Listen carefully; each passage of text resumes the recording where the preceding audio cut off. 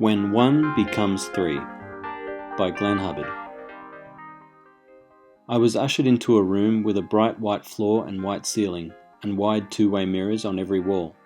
I imagined the scientists on the other side sitting behind their computers, analysing the data and confirming their hypotheses, ready and anxious to monitor my reaction as they vied for best position. It was at that moment I felt a twinge of self-pity. Okay, so it was the year 3057, and while human cloning wasn't exactly new, the fact that I had become a lab rat intensified my shame for what was already a pretty pathetic situation. I can't even remember how my failures to make friends became an issue, but they had manifested into a crippling sense of inadequacy.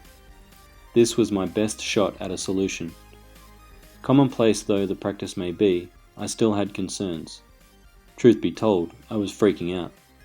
The success rate in making exact replicas was something like 99.8%, but that 0.2% margin for error had my mind racing.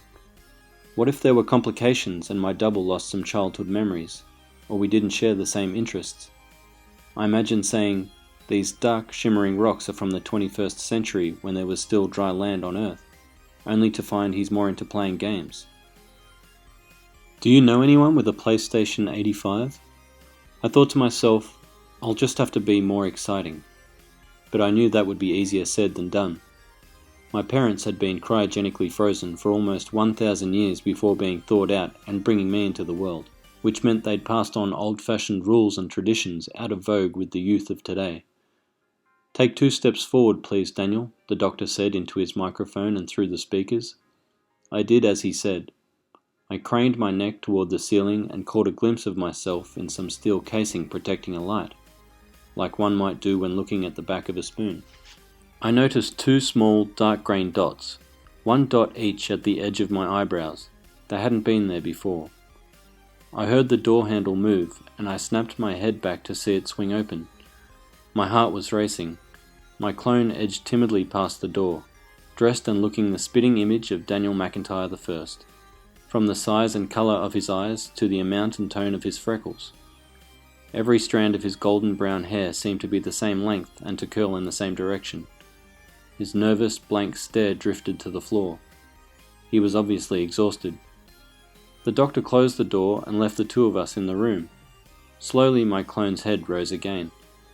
I barely had time to suppress my shock when at that moment I saw the same green dots at the ends of his eyebrows, with a small difference.